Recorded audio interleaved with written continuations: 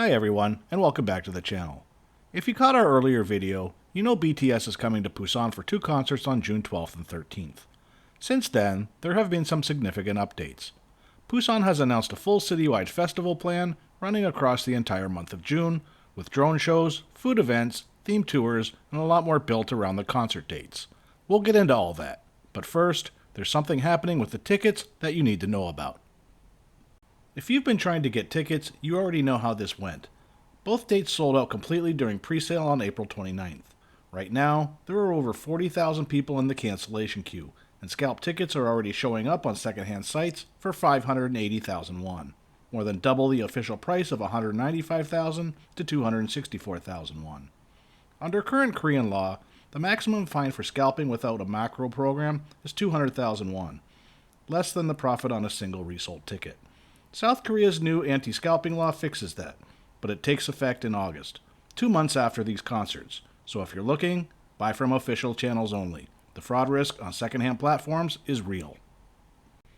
Now, if you couldn't get tickets and you don't want to risk the secondhand market, there is another option.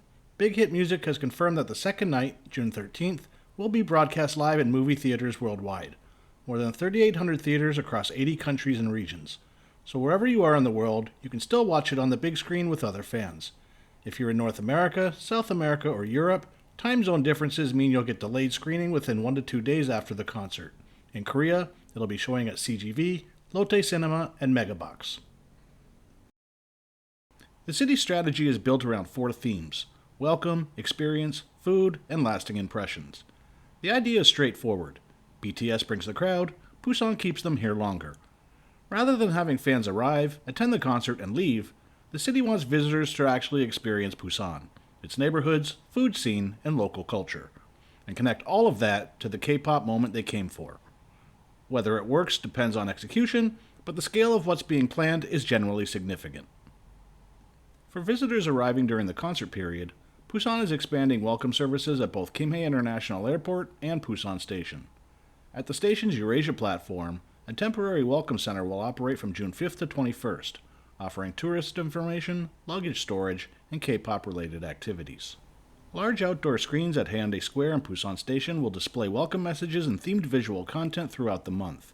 And after dark, Gwangan Bridge, Nurimaru APEC House, and Busan Tower will all be lit up with special themed lighting displays, which if you've ever seen Gwangan Bridge at night, you'll know it is already one of the best views in the city.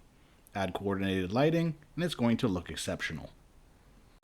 On the experience side, the 2 concert nights are getting their own surrounding events. On June 12th and 13th, Gwangali Bridge will host large-scale drone light shows. 1,000 drones, combined with Gwangali Bridge lighting effects, that alone is worth being at the beach for, whether or not you have concert tickets. At Songsanghyeon Square, the Red Moment Busan will run as a themed event space with concerts, photo zones, and fan experience booths built around BTS's Arirang album concept. And from June 5th to 21st, the city will operate a special BTS-themed city tour buses, both daytime and nighttime routes, covering key locations across Busan. Additional routes will focus on local culture, romantic downtown areas, healing destinations around Gumjeong, and arts-focused experiences in Hyundai. The food program is one of the more interesting parts of this. At Busan Port Pier 1, Port Village Busan 2026 runs from June 4th to 21st, with more than 50 local food and beverage vendors alongside lifestyle markets and experience zones. It's a significant footprint for an event that's essentially using the port area as a festival grounds, and the location alone, right on the waterfront, gives it a setting most food events in the city can't match. The city is also running restaurant promotions with well-known local dining spots and launching a night market at Hwamyeong Ecological Park from June 10th to 14th, featuring traditional Korean alcohol and themed food programs. If you're in Busan that week and you're not going to go to the concerts, that night market is probably the most accessible way to be part of what's happening in the city. One more thing worth knowing. Busan plans to distribute welcome kits to selected visitors at tourism centers and public accommodations across the city.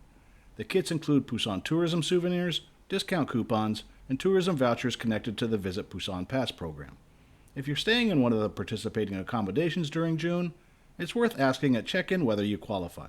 You can find details on the Visit Busan Pass website, and all of the full events calendar will be available through the official Busan tourism channels.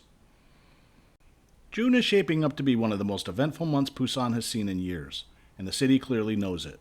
Whether you're here for the concerts, the drone shows, the food, or just because you happen to plan a trip to Busan this month, there's going to be something happening wherever you are in the city. We'll keep covering it as it develops. So if this update was useful, hit the like and subscribe, and drop a comment below if you're planning to be in Busan this June. See you in the next one.